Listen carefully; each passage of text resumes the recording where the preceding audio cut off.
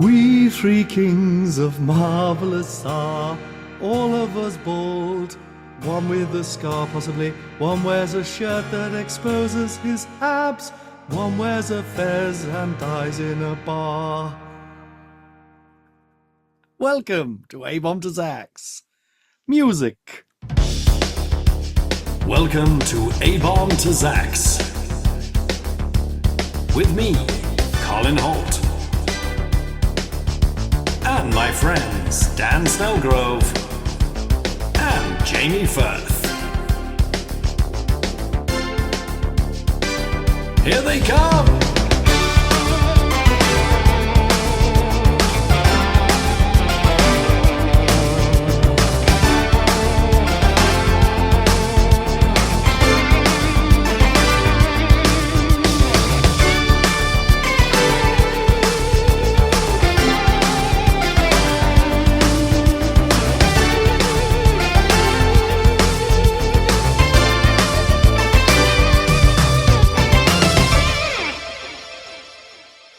Okay, hello. Welcome to this very Merry Christmas special of abombtozzzax, my favorite Marvel character, journeying through the Marvel Comics universe via its many wonderful characters from A to Z. It's me, Colin Holt, and with me is my dear friend, Nick Crick, aka Nick Kirk. How you doing, Nick? I'm very well. 6 days into 23 days off and very much on board with it. Oh, having a wonderful time in the dungeon there, just absolutely rolling around in comic books and DVD. Oh, what have you been catching? Have you been gaming? Or no, I have been reading some comics. I did a reread of Saga, not Marvel, but great. Saga is incredible. I've recently finished it, or what there is, because it's ended on a cliffhanger, hasn't it? And I've got about I've got about 5 issues left to catch up. Oh, sorry, but it's. But to be honest, it always ends on a cliffhanger. To be honest. Yeah, as in, I think it's a bit. I don't think it's quite a George R.R. Martin situation, but I think it could be a while before the next one. So they do have breaks every now and then. They what? Sorry. They do have breaks every now and then of like up to a year, it seems. Oh, it's so good, isn't it? Saga. Yeah. If anyone listening who hasn't read Saga, you've got to read it. It's wonderful. And just when you think, oh, is it going to be a bit boring and samey? He sort of like just knows exactly when to put in a random death or something like that. In a Game of Thrones, I'd say, is quite a similar. Yeah, I feel like Game of Thrones goes too heavy with it, whereas Saga, it's a lot more. He lulls you more into a sense of security that they're going to be around for a while, and then yes. But it's, if you don't know anyone, it's the story of two warring alien races, but this war has gone on forever. And it's all a bit of a sort of forever war that's deliberately their government's kind of doing it deliberately just to keep the people quiet and all in a 1984 type way. A soldier from each side basically falls in love with the other one. That was badly explained. It's a Romeo and Juliet type situation. And there's so much more to it than that. One of the great things is their child. It starts with them having a baby, basically. I think literally the first page is them having the baby. And the whole story is narrated by her, that baby from the future, looking back. So everything's bittersweet. And, it's great. Wow. Sounds like a good way to spend that time off, Nick. Good on you, buddy. I'm happy with it. So, Nick, a beautiful man. Thank you for joining me again. Jamie was going to be here. Normally I give a little introduction to them, but like Nick is like King Cobra, bald, and plans to murder me and take over the podcast by killing us both with the same snake. That plan is the maddest plan. We need to get into that later. Okay, little catch up of people who have been listening before. I've got 2 little bits I want to catch up with. One, you may remember I was in a major dilemma as to whether to let my daughter finish Deadpool and Wolverine, the movie, which she had started. She'd already seen Deadpool 2, not my choice. She watched it with her mother. They sat down and watched it together. And you know what? Rewatching it, I thought, this is horrible. I thought I'd like it more, but it's the swearing, and in particular, it's Hugh Jackman swearing. And when you get those people when they talk about comedy, and they're like, I like that comedian because he doesn't do anything blue. You know what I mean? That kind of, or he doesn't have to swear. You know, my family always say shit like that. You know, he doesn't have to, I say swear, shit that, but he doesn't have to swear. You know, he doesn't have to swear to tell a joke. And I'm like, well, that doesn't, why is that good? Do you know what I mean? That's not a thing either. That's not why something is good or not. But then watching this, I was just like, oh, just shut up. It's so annoying. Do you know what I mean? I mean, like when when Deadpool's saying like amusing, you know, the bit about pegging and stuff, that's a funny little line. But when they're like, obviously we didn't explain any of this. We were just like, don't know what that means. Honestly, it was like 2 weeks of like making us put it on. I swear to God. But yeah, when I was the same. saying I was the same at F-bombs that all age. the time. You what? Sorry.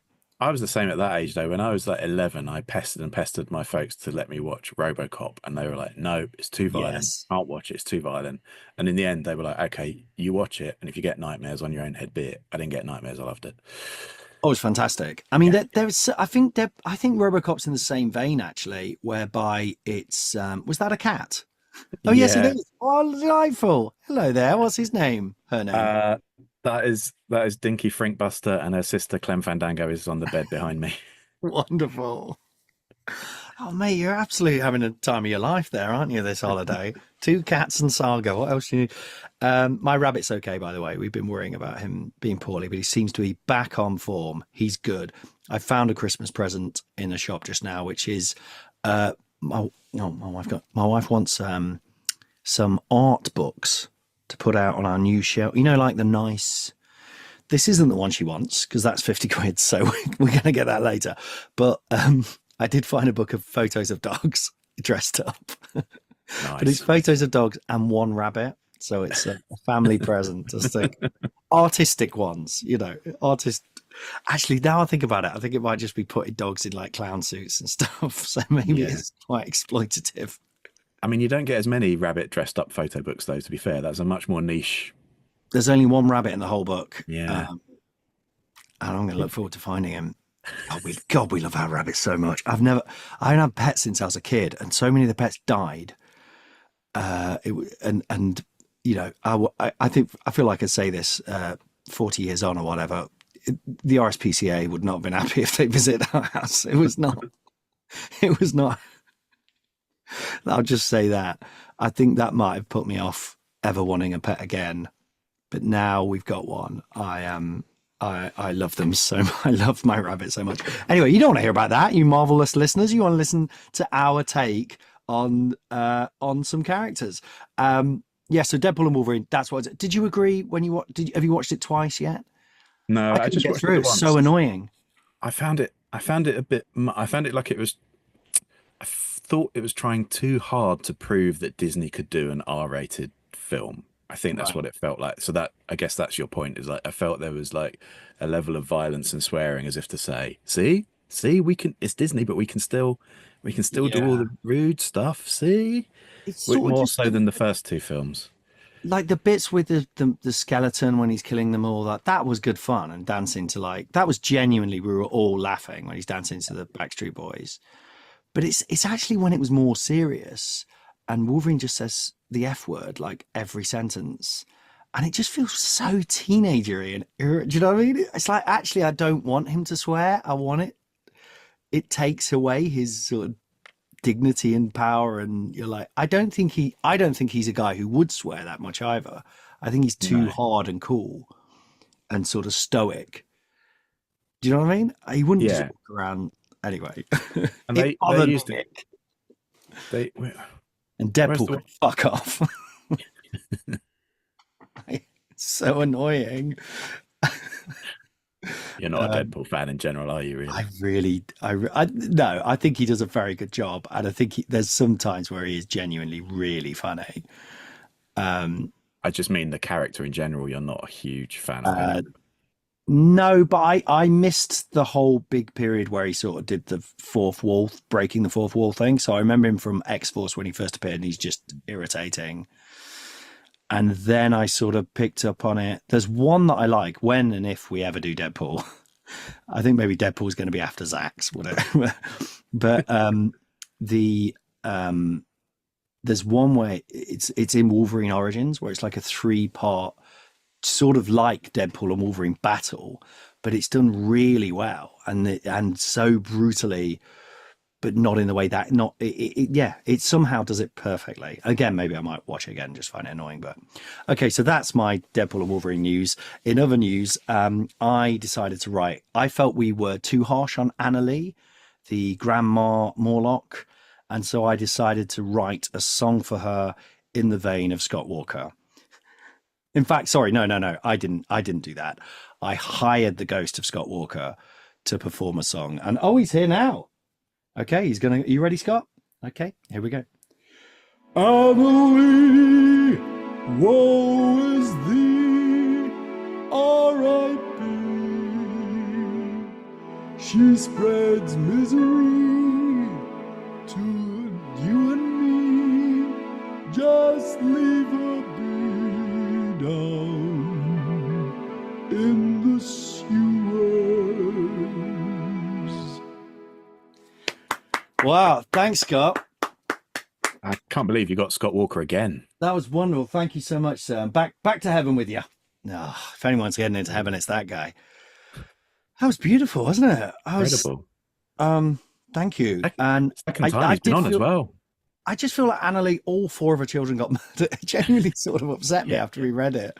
And then I felt we were quite harsh to her. So anyway, Xmas special. I decided to craft a very interesting Xmas special. Jamie, who's not here anyway, so him, did suggest, so beep out those squares. My daughter calls them square words. She should not have watched Deadpool and Wolverine. Actually, she watched them. She calls them square words a while ago. I decided to craft a Christmas-based one. Jamie suggested we base it around Santa. But as I remember, there are lots of comics with Santa in, and they're all rubbish and not funny. Am I right, Nick? Yeah, the Christmas one is always disappointing. My heart sinks when I see a Christmas-themed issue. Anything that's apparently the DC Halloween ones are really good. They do like proper good horror ones, but generally they're kind of one-offs for either of the companies. And there are only 2 companies that do comics. So we were going to look at Luna Snow, who is a K-pop star because she's Snow. But we're going to bring her in another time because it's not good. But what is interesting, apparently that Marvel have released songs of her singing. I don't know how they did that. So I need to dig more into that before we do the next one. But we did 3 kings. 3 kings. Are they wise men? No, not at all. One of them maybe. They are King Cobra, the Shadow King, not King Shadow, and clearly the worst of all, King Bedlam. And then we're going to end with a herald. I also wanted to put it to Stardust, but I was like, this is too many characters and they're all dreadful. So we'll end with a herald, Terrax the Tamer. Is he Terrax the Tamer or Terrax the Terrible? No, he's Terrax the Tamer, formerly Tyros the Terrible. I like that they changed his name from his real name, which isn't a real name, which is Tyros, to a superhero name, which doesn't mean anything either, which is Terrax with an X, as far as I know. Very slightly different. It's like going, I was Blib, but now I'm Blob. It's basically that. Or Blob is a character, actually. That's a terrible example. Oh, yeah. I am Blip, now I'm Blup, that kind of thing. Right, anyway, let's start with good old King Cobra. King Cobra is, he's a man. His name is Klaus Voorhees. I assume he's German. He's got a German feel to him. He looks quite a bit like Herr Starr from Preacher, if you remember that. Yeah. A lot like, especially when we see him in the first issue he appears, which is Journey into Mystery something, 98, possibly. Yeah. God, I've got the wrong file open, Nick. Which one's that in? It is Journey into Mystery 98. Journey into Mystery 98, which is a Thor story. When he first appears, he's wearing a quite natty white outfit and a red bow tie. Very Herr Starr, exactly. Yeah. And also, I thought he looked a bit like a chemist from It's a Wonderful Life or something like that, sort of 1950s. Yeah. Look, I like the look of all these characters. It feels like it's 10 years before. Do you know what I mean? It feels like it's sort of 50 or 55 rather than 65, whatever it was. Anyway, if you must know, these stats are 5'7", 78 kilograms. I think that's a reasonable size to weight ratio. He was created by Stan Lee and Don Heck.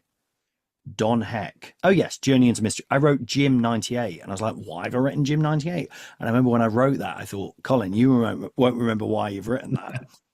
But it was Journey into Mystery 98. So apparently he's an ex-convict. I don't remember that being said, but apparently he is. So when we meet him, he is with his mentor, Dr. Schenkler, I think it's Schenkler, in India.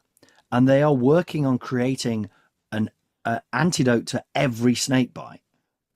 Is that right? So one antidote will cure you of all snake bite. It's all done very fast. This is all in about 3 panels. Yeah. And he's immediately thinking, God, I hate this guy. That's just another thing he's going to take credit for. I do all the work, but I don't think he does do all the work. I think he's just there. He just sort of holds a tray, seems to be what he's doing mostly in that. He looks quite old to be doing it as well. He looks, do you know what it makes me think of? And I know this sounds mean. This makes me sound really mean. But sometimes when you get a guy on the checkout who's obviously past retirement, it feels a bit like that. Yeah. But with bitterness as well. There's a hint of he's topping up the pension. But it's also like, I should have been the guy who, it's not like you know what I mean? I should have been the movie star or the boxer. I could have been a contender. It's that I should have been the man to invent a snake antidote. Yeah. Anyway, fair enough. So, so his plan is, and you don't really see it happen. His plan is he's going to get the cobra to bite Dr. Schenkler, then bite him, but only give the antidote to Dr. Schenkler. No, sorry, only give the antidote to himself. So he dies. And so he then just say, I forgot to give it to Dr. Schenkler in his alibi, presumably.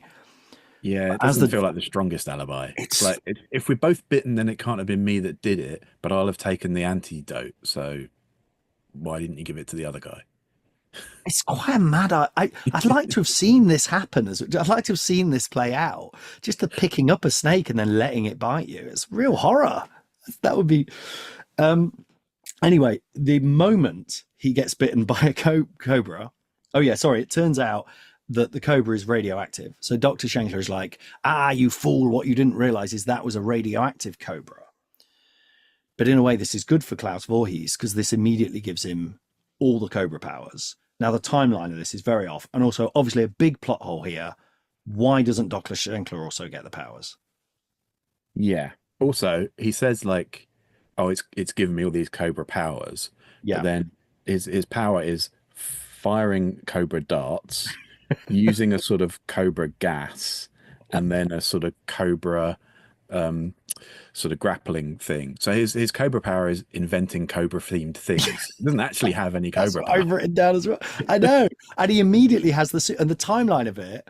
So Thor, just to explain, in his guise of Don Blake, is moping around because he's had to get rid of his nurse, Jane Foster. Or she's decided to leave because he's not really talking to her. And he's not really talking to her because Odin said they can't get married. It's really weird. So she goes to work for another doctor, basically. Yeah. And I've written here nurse equals wife, basically, in this comic. Because it's, do you know what I mean? There's no, she ends up going out with the other doctor. Not going out with, being the nurse for the other doctor. But it is as if she's been bought as property / or she's their wife. Or a bit of both. It's very bizarre. And the other doctor the plot's terrible, but basically Cobra ends up by chance attacking. There's so much coincidence. Dickens apparently said you can only have one coincidence in a story, but this is just about 5 endless. There's about 8. In about 7 pages. But he ends up attacking them. And the new doctor she's gone off with runs away. Or he's scared. He doesn't even run away. He's just scared. Understandably, yeah. Cobra Man's come in firing darts at you, and so she immediately just says, "You're no good as a doctor. I went with the wrong doctor." Yeah, it's like, but you're not. I mean, your boss being a coward doesn't. I mean, surely it's based on how much you're getting paid and such, you know. Well, that's what she says. She's like, "I can't believe it. You're nothing but a coward. And to think I left Dr. Blake in order to work for you, although he is lame and unglamorous, you'll never be half the man that he is." That's a really backhanded compliment. You, sir, are lame and unglamorous, but you are not a coward. All very strange. And And I mean, she is really Jane Foster. Obviously, they did a lot of stuff with her recently, turning her into Thor and stuff. But back in the day, she really was like sexy nurse. That was it, really, wasn't it? It's not great. Yeah, 60s Marvel does have the kind of just token female interest, sadly, for a lot of it. Yes. Yeah. And literally nurses are like people, almost prostitutes, it seems. It's sort of got that, or like escorts at least. Anyway, I would say the Cobra has a wonderful outfit, which he seems nowhere. But oh yeah, what I was saying was, so Thor in a mope flies to India. Just happens to be in a car driving past, hearing some men talk about Dr. Shankler being bitten by a snake, and Dr. Shankler just happens to be Don Blake, aka Thor's mentor from when he was at university. So he goes to investigate and finds the Cobra. Yeah, terrible. Yeah, dreadful. It's just, it's like you said, it's like coincidence. I've written, come on, Stan, you can do it. But you know what it really made me think? And it's just you here today, Nick, so we can really get into the nerd of this. I know I always bang on about Jack Kirby and Stan Lee and how great Jack was, and how Stan, even though we sort of love him as well, definitely did the dirty on him, took a lot of credit, blah, blah, blah. And when you see Don Heck, and again, I feel bad like slagging off the work of a man who's been dead probably years, but I know nothing about Don Heck, but you just comparing it to Jack, you're like, oh, you see the work Jack does. Because there's a panel where Cobra falls. It's a really bad sequence of paneling where Cobra like falls into the water and he drops Jane and Thor catches Jane. And it's kind of like almost like the same image. You just think Jack would just do that in one image, would have enough movement and action to do everything that these three panels don't achieve. Anyway. There's a sort of nonsense bit before that as well, where Cobra's shooting at Jane, Thor jumps in the way to block it, and then Cobra grabs Jane. I'm like, how are you next to Jane to grab her if you were just shooting at her and Thor's come in between you to block the dart you were firing at her? It just, from a physics point of view, none of it makes any. It doesn't you really can't work. latch onto anything because nothing, and it's like so. Yeah, and somehow he's got the whole costume and everything, and decided his plan, which his plan is just to turn people into Cobra people. Yeah, and he does mention his own name a lot. He calls himself the Cobra a lot. Yeah, well, I mean, he's really bought into it, hasn't he? The only thing really is his costume looks great. It's a good costume. I like the kind of green and purple and the sort of Cobra hood that he's got. Lovely Cobra hood, lovely puffy arms. Yeah, to suggest he's one big hood, I guess. His arms are part of his hood. He's all hood. It's all hood, baby. Yes, I like that outfit. What was I going to say? Oh yeah, he reminds me a lot of King Hiss from Masters of the Universe. Do you remember that figure? Did you have that one? Yeah. Similar hood vibe, but you pressed a button and his outer shell burst off, revealing a creature made of 3 snakes wrapped around each other. Yes, beautiful bit of toy making there. Worthy of Pinocchio. There's also this bit which I found really funny. We're spending too much time on Cobra. There's a very funny bit where he wraps Thor up in wire, throws Thor out the window, okay, and says something like "Happy landings, Thor," or whatever. And then Thor goes, and he goes, "You're not strong enough to throw me." And he goes, "Yes, I am," and then throws him. And then Thor goes, "Aha, I've tricked him because now I'm away from my hammer. So I'll turn back into Don Blake."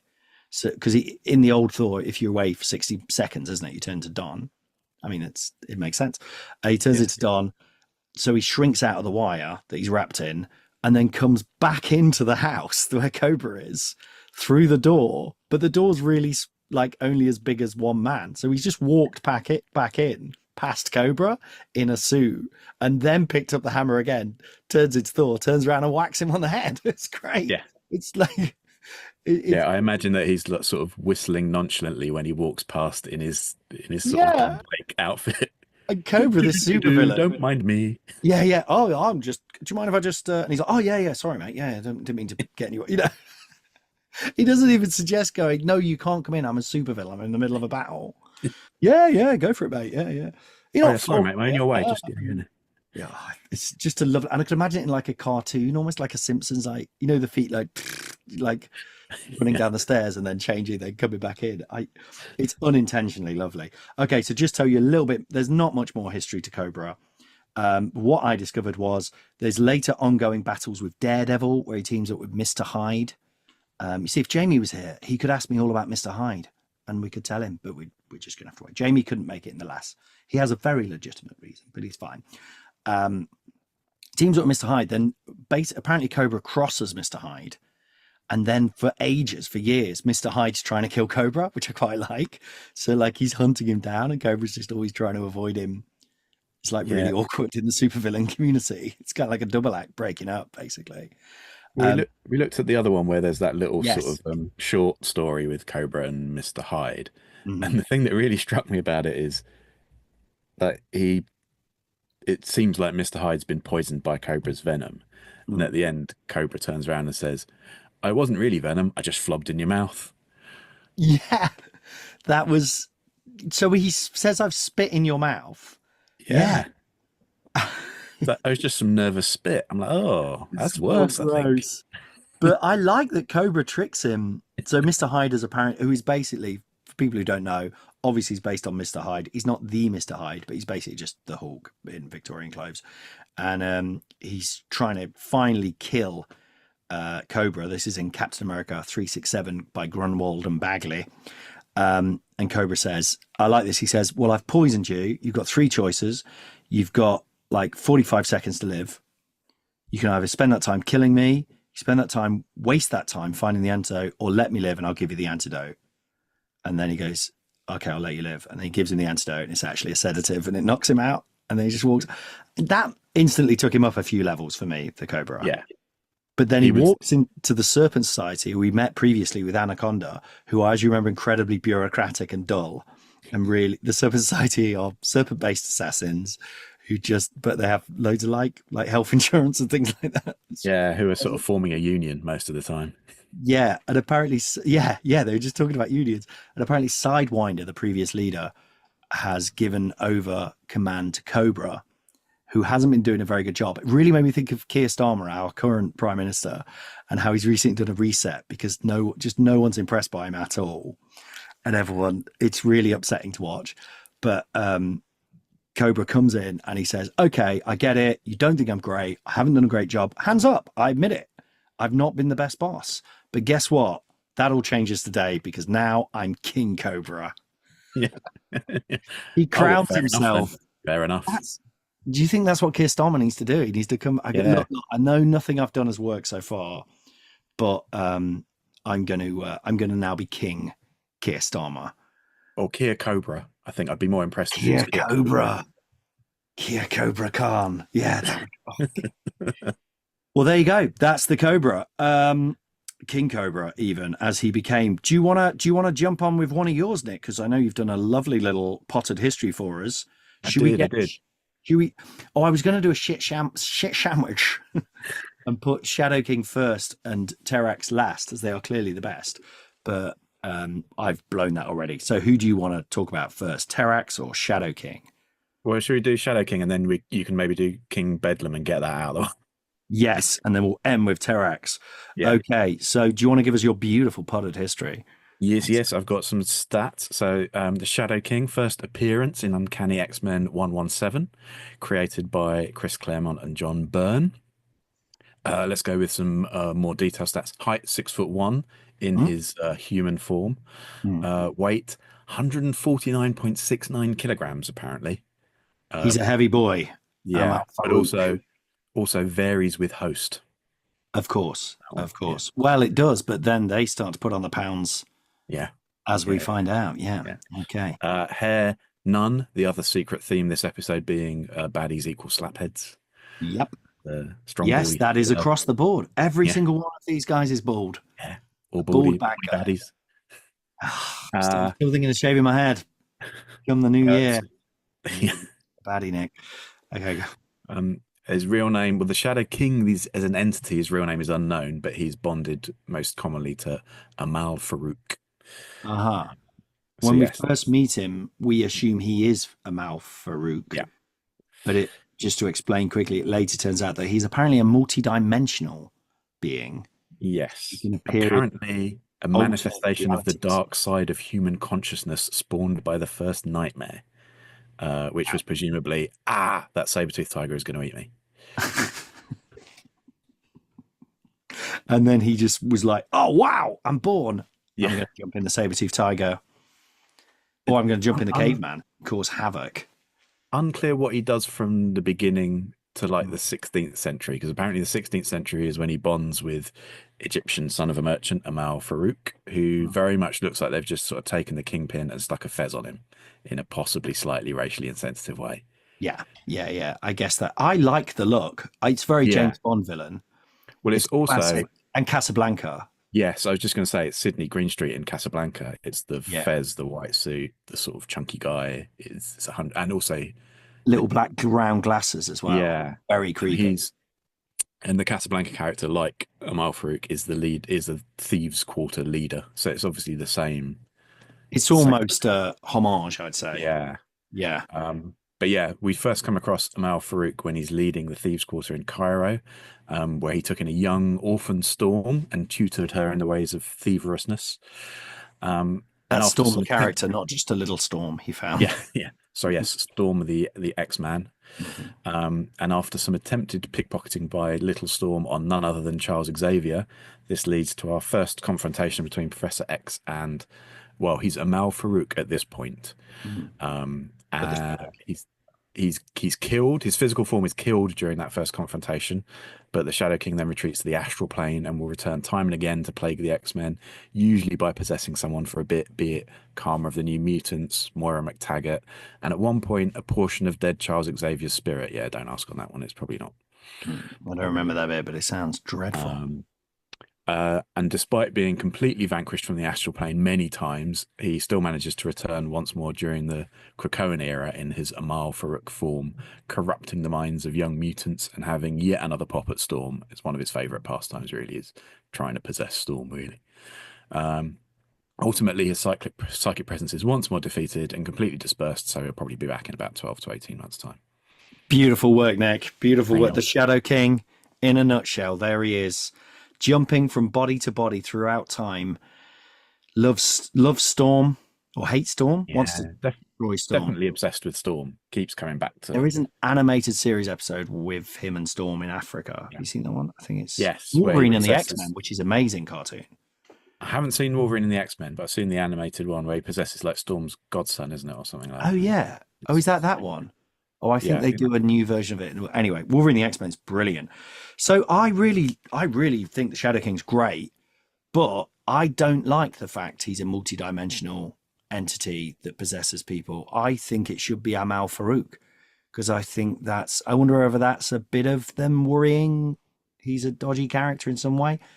I didn't realize he was from the 16th century either. I thought he lives apparently. So if the Shadow King is possessing you, you can live for hundreds of years. Seems like it, yeah. I can't work out where that came from, that he was possessed in the 16th century. I just found that online, but somewhere they'll have retconned something to say, oh yeah, he's hundreds of years old. But the first time he appears in X-Men 117, you don't even know he's called the Shadow King. He is just Amal Farouk. I thought that was brilliant, that issue. I love there's like 3 panels where at the end of the psychic battle between Professor X and Amal Farouk, you just see the two of them sat on opposite sides of the room. Then in the next panel, Professor X stands up and Amal Farouk drops to the table. And then in the last one, there's people clamoring around the dead body of Amal while Professor X just puts his hat on and walks out. Beautiful. Very cool. I loved it. I love it. And what no one else in the room has seen is this massive psychic battle that's been going on. So Professor X senses he's there, walks in, sits down, and they don't even say, do they say anything to each other? Maybe. Only telepathically. So they only talk to each other telepathically. And they have this sort of astral plane battle where he's, Professor X sort of becomes, is he like a Roman gladiator in that? I couldn't quite work what the outfit was meant to be. I don't really like astral plane battles. I find them a bit... Yeah. I think the most egregious version of this, did you ever see the film Jonah Hex? Which is so bizarre, where Jonah Hex is fighting the baddie in real life and on the astral plane at the same time. and it's utterly like impossible to work out why or Yeah. what's going on. But anyway, yeah, I know what you mean. But this one I thought was good Yeah. because of the ending. Because Yeah. so Shadow King is like wiping the floor with him. Professor X somehow, I can't remember why, but real, because he's Professor X, Well, finds he a way does the to thing psychically. I think this is my problem with psychic battles. Like, it's good here because this is the first one, but in Yeah, every time after this, they do the same thing where someone says, "Oh, I'm trying to fight like I would physically. I need to do it differently," and that's basically how okay. every psychic battle afterwards seems to end. Oh, I How need does to he keep do it? Just punching them and do something different. right. And I think I can't it's remember like what he says. Is he just like believe in himself or something like that? he Sort of? sort of lets it look like Amal's defeating him, and then channels all his energy into like a laser-like beam that he shoots through his head. Oh, so he sort of does a Muhammad Ali on him. Yeah. He let So he, sort of he lets take him what's think. that called? Take it to the ropes or something. Where you Rope-a-dope? just Is let that yourself it? get pummeled. Rope-a-dope? Is that Is it? that a rope a dope? And then you Might go, be. yeah. Okay, so there's logic to it. It's not just like I will use my true hope or love or shit like that. No, it's like he Um, just concentrates his psychic power instead of trying to fight physically. Yeah, I like Professor X in this place as well. He split with Moira McTaggart. He got drafted. He went to the Korean War, I believe. He's had a horrible time of it. Yeah. He's given up on life, on everything, and he's traveling. He's just traveling. He doesn't even know where he wants to go or anything. I always thought he was like. I remembered it that he was like, I will discover more about mutants, but he's that he's on some sort of scientific journey. But actually, he's just really depressed. Yeah. All his life has fallen apart, and I thought it was really good. And it just made me think, as I'm sure, we all struggle with depression every now and again. And recently I've had quite a period of just like, certainly battling my own Shadow King, I'd say. And I thought it actually, reading it like that, really summed it up, that he had, sometimes you have to go into and go into the mind and battle this malevolent, even if it's your own creation, and your own despair and negativity and stuff. And I love that. Yeah, like you say, they're just looking at each other across the room. As far as anyone else in the pub is aware, they've just been staring at each other. Then one of them just drops dead, and the other one walks out. And in the same way, when we're going through this stuff, you can be having this insane psychic battle, but no one else is even aware. Do you know? And you could sort of believe all sorts of mad shit, and then you walk away and just no one was even knew you were going through it. So I really. Maybe I'm looking too deep, but I do think Chris Claremont's so good. He's such a good writer, and the way he's able to write so much, which in anyone else would be awful, is so verbose, too many words. But then he knows when to just pull it out completely, like the death moment, as you say. Yeah. I think you're right. Like the fact that he is quite a wordy writer, when he does moments like that where he just uses a few panels without any dialogue at all, it makes it stand out that much more. It's like when Storm stabbed Callisto in the previous episode. We were talking about that. Yeah, he's great. And obviously he has his moments where he's just completely lost in his own blah blah blah. But yeah, I never read Extreme X-Men. This is X-Men. really good. This one, and like you what? Sorry. Yeah, I never read Extreme X-Men. I did, and it's just boring. It's just so boring. It's just incredible. Anyway, a couple of lines I liked when he battles him. It says, "Like swimming in a sea of maggots." I thought that was a great line. And Shadow King says to him, "Within your mind, it says you will die in an instant, but in your mind it will be infinite, never-ending agony." He's evil, and it's really good evil. Like you really believe how evil he is. Yeah. I think this and the other one which we talked about in a previous one, where he meets Magneto for the first time and they steal the Nazi gold and all that stuff, that are quite companion things. And I just like that Professor X isn't a creep in it, and he's quite. Yeah. Because sometimes Professor X, you're like, who is this? I'm not sure about this guy. But in this one, I'm like, he's not very nice a lot of the time. And he's sorry. He's not very nice a lot of the time, to be honest, Professor X. I love him in this character. I'm like, this could be played by James McAvoy, but the original one certainly is a absolute weird old professor type. Yeah. Whereas, great. The other tiny little thing I noticed was just there's a bit where Amal Farouk walks into the bar and he's got these women with him, and this is lovely artwork. I think it's Paul Smith, isn't it? Where normally they would just like look like sexy ladies, you know what I mean, in most comics, and just be like, but they both look kind of sad and like they don't want to be there and their life is rubbish and they're kind of being controlled. And I just thought that was such a lovely little tiny little detail that, do you know what I mean? Normally you just draw them as like honeys kind of thing. Yeah. Moles, if you will, but they're you can just tell, oh, they've got a shit life. I thought that was really, and he as a character, so Shadow King's, he's just feasting, desiring. I think that's, and maybe this is a bit sizist, I don't know, but there's a little bit of corpulent. fat shaming in this and the New Mutants one. There's an element of fat shaming in both of those, I think, but less in this next one. So definitely in the New Mutants. New Mutants 39, I think, was it? And that is the last part of a story where the New Mutants have ended up in this battle with Karma, who was one of the original New Mutants, who is unrecognizable. She was this, a slim teenage girl, and now she looks bigger than the Kingpin, doesn't it? She looks absolutely grotesque, which is kind of artistically quite cool the way they do it. It's almost like deliberately. It's quite Frank Miller like, actually, I thought. Yeah. Well, it does look, it's definitely upsetting. And how did she get that big that quick? I don't know. But basically, it turns out it's the Shadow King is controlling her, and Magic has to find a way to free Karma from the Shadow King's influence. But while the Shadow King's been taking control, she's just been getting her to do horrendous stuff, but also just eating and drinking, and she controls a club in Cairo of people. And there's a bit where she has Storm, and I think it cuts away, but I think she makes Storm suck her toes. I think that's what happens. She makes her like kneel in front of her and hold her foot, and then it cuts to all these people in the club. And I just want to read this. It's a really weird moment where it shows you what they're all saying, the people in the club. Oh, I've got to find it. It's so bizarre. Oh yeah, I see what you mean. Yes. Yeah. I found it. Yeah, I just want to read what those people are saying in the club because it's really bizarre what they're saying. Okay, so I'm just going to read it. So they're watching Storm suck this huge woman's toes. It's so horrible. And they're saying, and you're just seeing their faces, and they all look again like Casablanca, but in an 80s type way. Disgusting. Don't knock it, sweets. What comes next? Is this part of the show? I'm bored.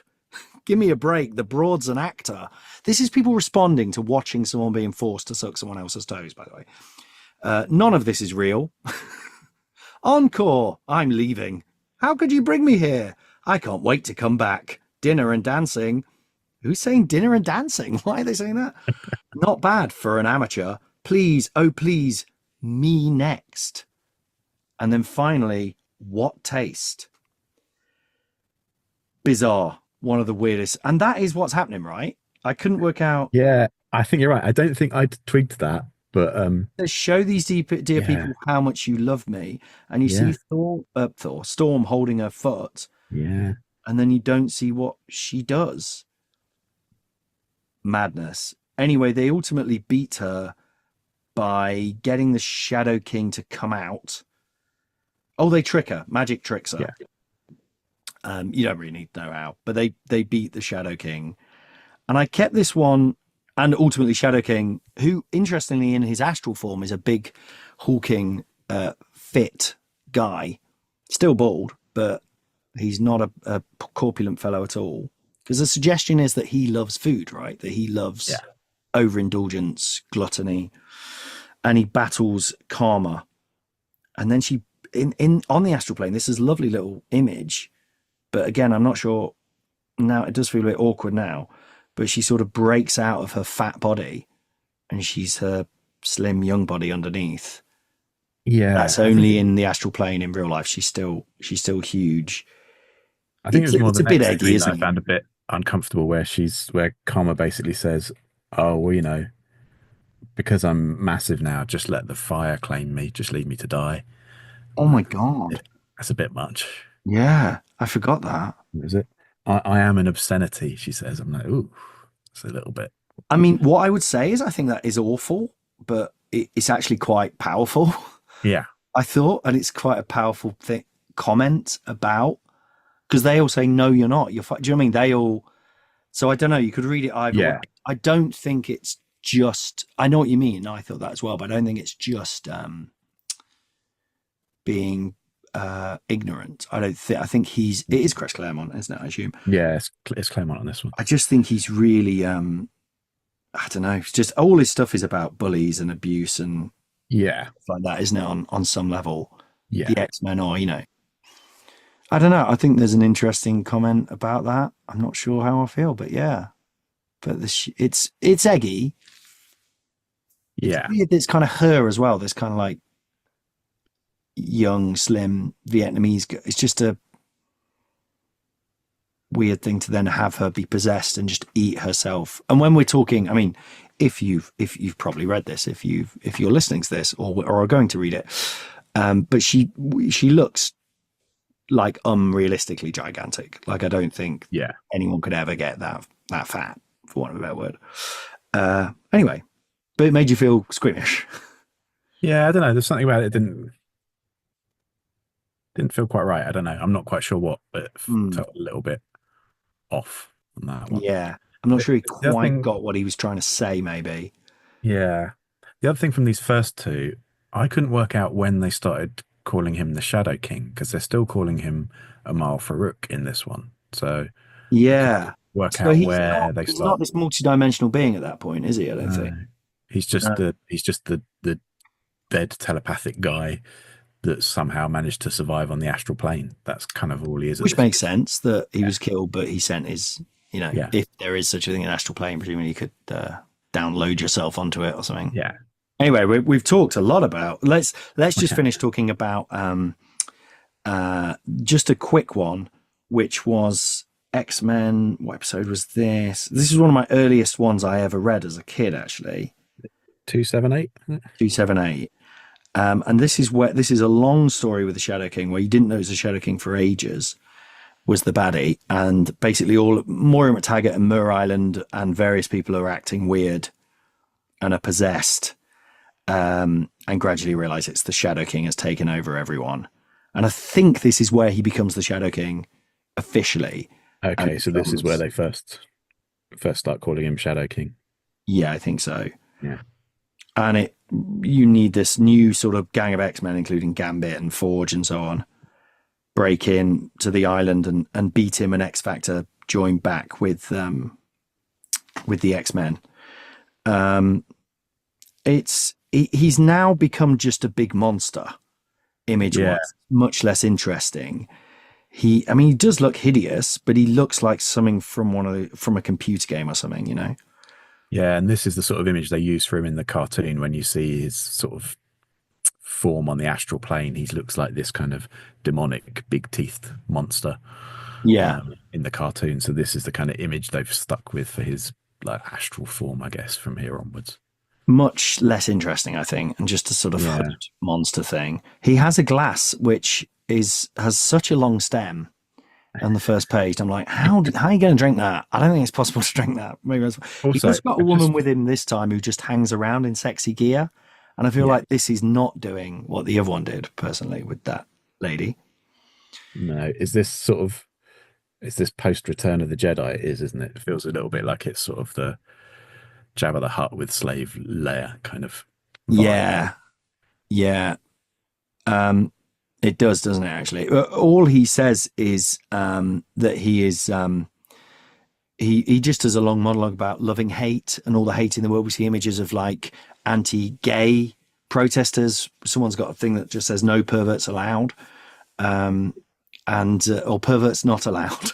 And then it's got, like, the Ku Klux Klan. And I like the way he talks about, like, the stuff between, Arabs and Jews and black and white and all this hate in the world, and then he brings it to mutants and humans. I feel like that's a nice way of kind of connecting it all. There's not a lot else to say unless there's anything you wanted to say about it. No, I didn't have much to say on this one, really. Like you said, he wasn't as interesting in this as he was in the other appearances. Yeah. And ultimately, he's scared of Professor X. Yeah. And in the end, they do just beat him. And I think it is just a big astral plane thing, I'm afraid. He takes over Legion as well, who you may have heard of, Professor X's son. There's one page, I was going to read it out, but I don't think we've got time, but page 16, which is just Banshee, our lovely Irish fella Banshee, breaking into the house. And it's like 8 panels of just him thinking. And I was just like, does anyone ever think like this? He's just thinking. I'm just going to read a little bit. If I don't actually. Quiet, not a sign of life. Hardly the homecoming I dreamed of. Skulking about Moira's house as if it were some villain's hideout. But I was a policeman long before I joined the X-Men. I learned from experience to trust me instincts. They've told me for the past months that something here is not kosher. Started somehow when Lorna Dane arrived. Moira began acting wilder and more passionate. Didn't mind so much at first. Thought it was part and parcel of being in love. He just goes on and on. This is just his thoughts. But weirdly, again, with Claremont, it works. I don't know why, even though no one has ever had these thoughts. He does like a long interior monologue. Yeah. Here I am looking at Nick and he's looking back at me. You know, when I started doing podcasts back in, that's all going on in my head as I'm just, but I still kind of love it. And I love Banshee. Anyway, we don't have time for Banshee. So that's the Shadow King. 2 more to go. Not a lot of time. King Bedlam. Okay. There's only so much we can say about this guy. Again, bald. Created in X-Force 90 by John Francis Moore and Jim Chung. His real name is Christopher Terrence Aronson. We have a middle name. Like Warren Kenneth Worthington III. His power is, I think he can just turn people into gibberish idiots. He says, I sow confusion and discord in the minds of my opponents, but surely all psychics can do something like that. So he can basically turn you like as if you've got dementia, I guess. It's like it's the power to disrupt, I think, the electrical patterns in your brain. So it makes everything sort of. Yeah, and then when he does it, people start saying random words like water spout and so on. Yeah. So yeah, there's this weird panel where they're going water spout, fire truck, dinosaur, whatever, and it's because their brains are, which I think he's trying to do a Grant Morrison. Do you know what I mean? Like weird, wacky word stuff. But that's kind of what I thought. That's the King Bedlam seemed a little bit like it was trying to be King Mob from Grant Morrison's Invisible, but less interesting because he's got the same look, bald, always shirtless. Does look like King Mob. You're right. Yeah. So it felt like that, but with, absolutely no motivation instead. No motivation, nothing about him. Money, power, rule the world. It's a really basic villain motivation. But he's sort of acting like he's Magneto, and he's reformed the Helians, which were an ill-fated group of sort of rival New Mutants back in the day, and he sort of brought them, but he hasn't even brought the same one. It's just some 5 random people. Yeah. I like the idea that the random words they say, they are things like water spout and stuff, as I say. I can't remember the others, but like it'd be funny if someone just shouted anal glands is just what I've written here.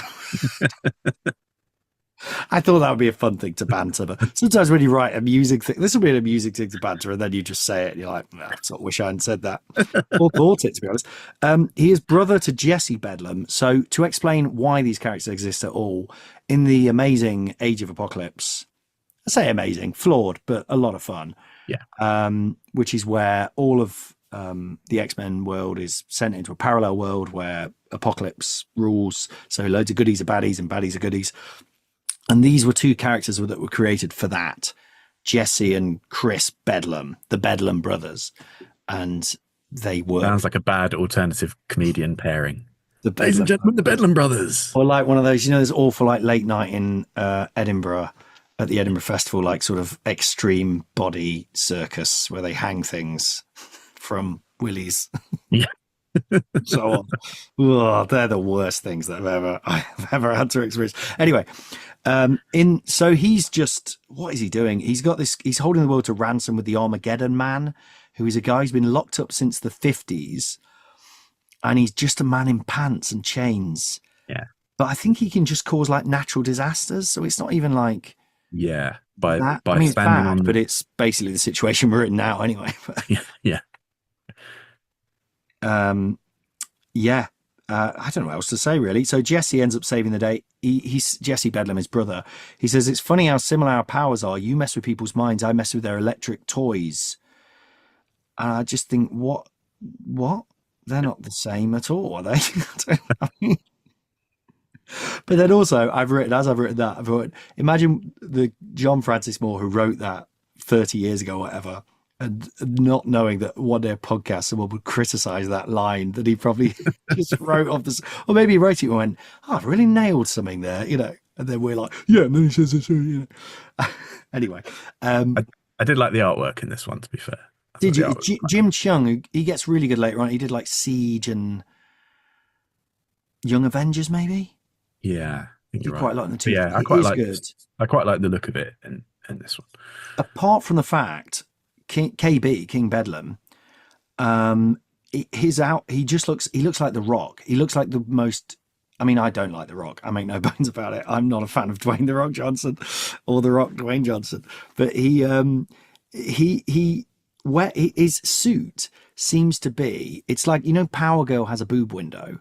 She likes an outfit which has a circle, which they do call it a boob window. It's not cool. But he seems to have that, but for his abs.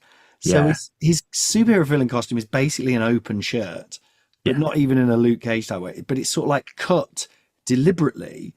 So it seems to be they've just shown his incredible abs. Yeah. Which again made me think of The Rock. I just think there's nothing less impressive than abs. I mean, also, achieving abs takes a lot of work, but just the idea of that's what we're going to create the look of this villain. Yeah, but he's got his abs out. He's just the supervillain equivalent of that bloke who, as soon as it's the first hint of summer, has whipped his top off to walk around in the streets. Yeah, that's all he is. All the time. Yeah. There you go. Anyway, and also it shows that Claremont can do the verbosity, but no one else can. And I think the problem is when Claremont did such a good job on X-Men and was so beloved, and then for like 20 years probably afterwards, people were just trying to copy him, and you can't. It doesn't work for anyone else. It just doesn't. It's kind of bad writing, but somehow Claremont pulls it off. Yeah, he gets away with it. I think because his ideas are inventive enough to allow him a bit of verbosity. I think when people try the verbosity with bland ideas, it's just boring. Maybe it's also to do. Yeah, I think that's very true. And also the love of the characters is so rich and clear. Anyway, there's a particular line where he says he says the line "proverbial immovable object." I just hate whenever they use the word proverbial. I always think, what? No one has ever said proverbial. Do you know what I mean? No one ever says I'm between the proverbial rock and a hard place. They always say stuff like that. It's such a, and also these characters are meant to be like 23 or something, and they're saying like the proverbial immovable object is dreadful, dreadful, dreadful. I've written, is he worse than Agent X? Yes, I think we've hit a new bottom. And also he disappears, King Bedlam. He doesn't even like get thrown off the roof or blown up or anything. The last shot of him is just him walking away, but not even walking away in a cool Cobra walking away from Mr. Hideaway. He's just sort of half running and saying, "Oh, come on then if you want." And then apparently we never see him again. We see him once more in M Day where he's lost his powers, but R.I.P. KB, I guess. No loss there, really. No analytics. Scott Walker's not going to be doing a song for him next week, I don't think. Well, maybe we'll see what the ghost says. Okay, finally, Terrax, the Tamer / Tyros the Terrible. What have you got for us, Nick? You've written a little explanation of Terrax. Let's whack out some stats. So first appearance, Fantastic Four 211, created by Marv Wolfman and John Byrne. John Byrne's been doing a bit of creating this week. Good team. I didn't know they'd ever work together. Oh, what in real life? John Byrne has. Well, he also created Shadow King with Chris Claremont. Oh, I thought that was Paul Smith. Oh, yeah, it was. Of course it was. Yeah, it was John Byrne. That's why it's so good, isn't it? I thought you meant he'd done something, because I think he's become a bit of one of them. I think he's gone a bit. Has he? Right. I think so, yes. But but in a very dog whistly, I don't think he's even really saying anything. He's just kind of being a grumpy I'm like a year away from that, Nick. You know. Oh, we all are. Okay, sorry, Brett. Let's have some Carry on, stats. please, Height, Wilson. 6'6". He's a tall one. 6'6". Yeah. Yeah. Weight 1.25 tons. Fuck me. Yeah, he's a hefty guy. Although he is made of rock. Yeah, that'll do it. That's That'll so do clear. But yeah, rock is So, involved. So hair, none. Although he does have he's got one of those things where I can't tell if it's a helmet or it's hair. He's got the sort of helmet hair thing going on. I think it's his beard turned into stone in the same way maybe. Colossus's hair sort of turns into metal. Oh yeah. I think that's what's going on. So yes, he's originally known as Tyros the Terrible, ruler of the city-state of Terran, and he comes a cropper when he goes up against the FF, who are engaged in a deal with Galactus to help them defeat someone called the Sphinx, who's turned them into aged old geezers, i.e. they're just a bit wrinklier than they normally are. Yeah, although you can't draw the thing old, even John Byrne. No, I mean he's already wrinkly. How do you draw on but apparently the thing is old as well. Yeah, you can't really tell on the rocks. Tyros says to, there's a very awkward moment where he says to Sue Storm how fit she is. You're gorgeous, even if you are well old. Yeah. Enjoy my harem. I did not like that moment. Please don't like that or anyone. You're all right for an old girl. Yeah. Yeah, so the Fantastic Four have agreed to turn him over to Galactus to be his new herald. And from this deal, Galactus gets someone new to find worlds to devour, and Tyros gets a new name, Terrax the Tamer, and not being turned into either a worm or some energy in return. It's not much of a deal. Yeah, that's a moment where Galactus basically goes, he says, Tyros says, I don't want to be your herald. Oh no, he becomes his herald, and then what I like is he immediately goes, right, I've got the power, I'm just going to kill you or something, doesn't he? I'm just going to do whatever I want. And Galactus just says, oh really? And turns him into a worm and then some space dust. Yeah. And then back to Terrax. Which made me right, is Galactus basically God? I mean, he's pretty ridiculously powerful, isn't he? Is he the most powerful? Yeah. Thanos beats him when he gets the glove, I think. Or sort of every now and again he gets turned into a slave. There's a Doctor Doom one where he's like, anyway. There was I remember all made up, mate. What's the Al Ewing comic where they've got Galactus on a team with them and the Ultimates, the new Ultimates. Yes. Blue Marvel and stuff. Yeah, that was great. Yeah. That's where he becomes a life giver or something. Yeah. He's powering planets rather than destroying them. Yeah. Yeah, it fluctuates. I feel like in the John Byrne era, Galactus was essentially is meant to be all powerful. Yes. Yeah. But yeah, I mean, well, like with most Heralds of Galactus, Terrax does a bit of running away and getting captured again a few times before Galactus gets bored, strips him of his powers and drops him off a building. It's comics, so he's all right. Yeah. So he gets amnesia from that, of course, because comics, and then reverts back to being Tyros. Dr. Doom uses him in a sort of standard doomy world conquering scheme, only for him to then get burnt up by the power cosmic. He comes back to life, comics, gets involved in some cosmic shenanigans with the Silver Surfer, gets killed by the Phoenix, resurrected once more by, I don't know, it'll get explained at some point. He dies a lot and comes back, basically, this one. He's used a lot when you want to go oh my God, they've got Terrax on the team. Yeah. He looks and acts a lot like Darkseid and Thanos. Yeah, but not as sort of cool or powerful. He's got a big axe, which can cut through anything.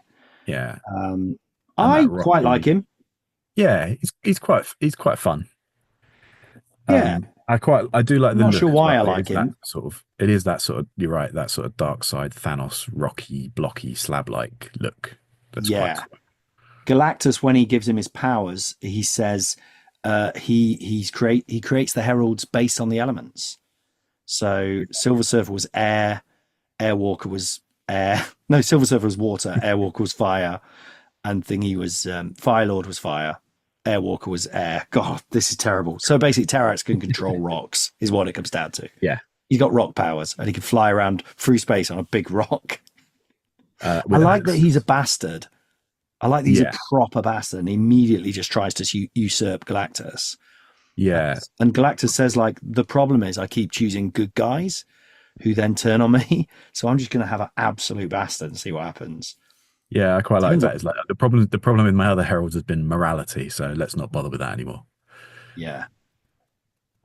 Yes, that's been the issue. That's the Yeah. one flaw they've got. Yeah.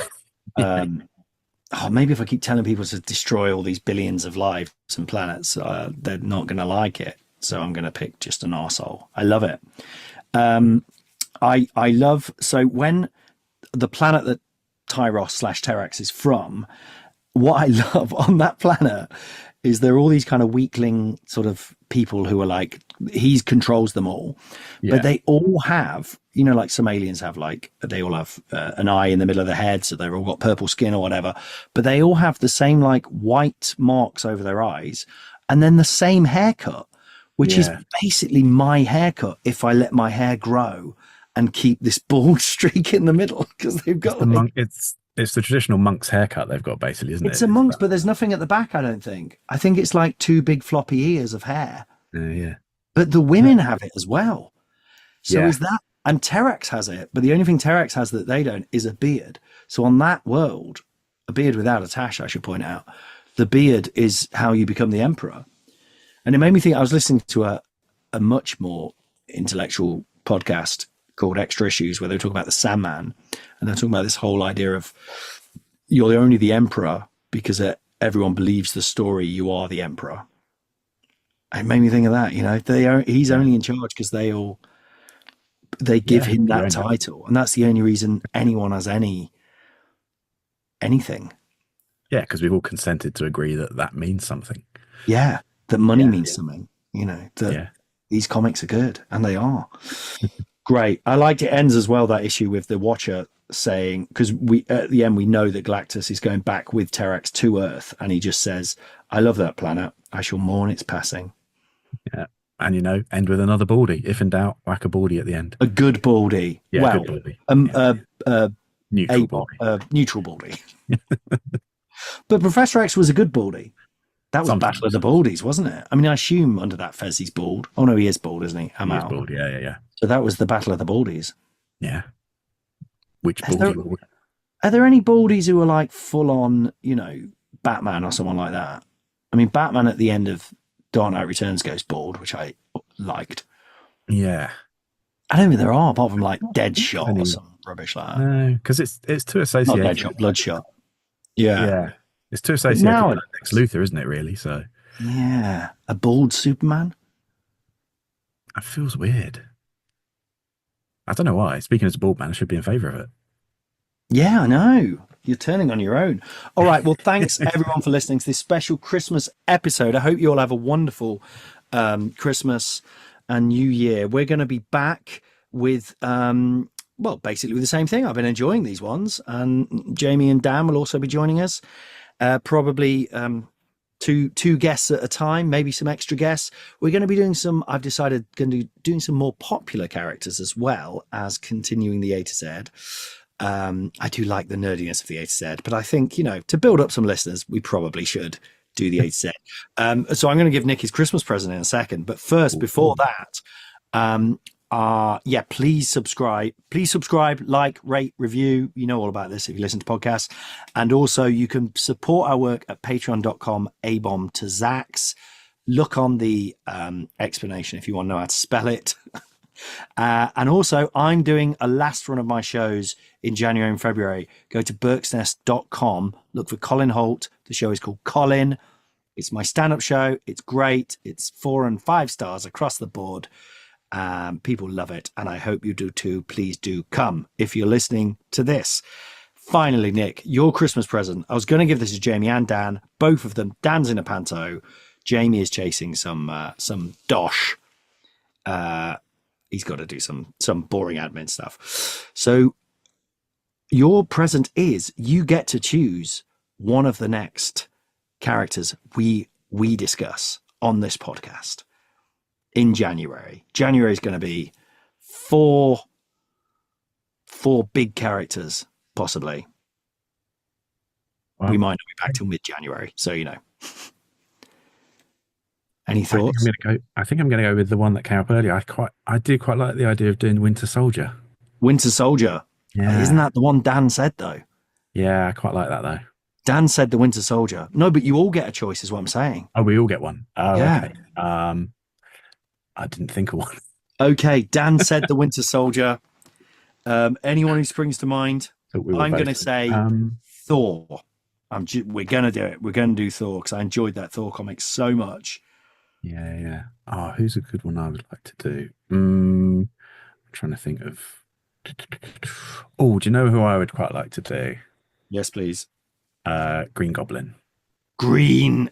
I like doing this whenever we talk about the Green Goblin. In my house, I go, the Green Goblin, which is the voice I would do if I was, which is basically, I think, Mark Hamill's Joker. Yeah. Green Goblin. Anyway, so we need to put the characters on the list, of course. Who do we start with? Cobra. We had King Cobra. King Cobra. He's got to be below Abomination. Yeah. He's quite Not fun, much below. Below Dracula? Below Angel Thomas Holloway? I loved it. I might put him above Dracula, actually. Above Dracula? Below Angela? Yeah. No, above Angela even. Yeah. Below Mask? Above Mask. Like- I'm putting him below Abomination and above Mask. I think Yeah. this is what happens almost every time. No, I'm all right with that. King Cobra. Okay. In number 23, it's King Cobra. King Bedlam, are we happy to put him at number 44, aka bottom? Yeah. It's got to be, I think. I'm sorry, boring. Beddies. So Boring. Agent X is no longer at the bottom. Terrax the Tamer. Reasonably high, I'd say. Not above Absorbing Man, but above the Ancient One. Yeah, above the Ancient One. Yeah. Okay, between Absorbing Man and Ancient One, who was that? Terrax. He's got to be bigger. Ancient One's pretty, nondescript, really, isn't he, when we get down to it? And finally, Amal Farouk, the Shadow King. I would go top tier, but what do you think? Do you feel that way? I was going to suggest he's number 2, but maybe I just really loved that story. I wouldn't put him that high. You wouldn't put him above Apocalypse, Angel, Abigail Brand? Maybe above Abigail Brand, then. Adam Warlock? Top. That feels wrong that he's above Adam Warlock, doesn't it? Yeah. Shall I put him between Adam Warlock and Alicia Masters? Yeah. Okay. That seems fine. Starting to think Abigail Brand shouldn't be that high. But she's a good character. She's a proper Abigail Brand. Yeah. Okay, fine. Shadow King is number 6. Magneto still on that top slot. But when we come back with Thor, the Winter Soldier, and which was, did you say one? Green Goblin. Green Goblin. And whatever Jamie picks, maybe he'll finally get knocked off that bloody perch. Thanks all for listening. Thanks to Eyes on Legs for the music and editing. Merry Christmas. Happy Christmas. You have been listening to abombtozzzax, my favorite Marvel character, with me, Colin Holt, and my friends Dan Snellgrove and Jamie Firth. There they go! Please remember to support us at patreon.com/abombtozzzax.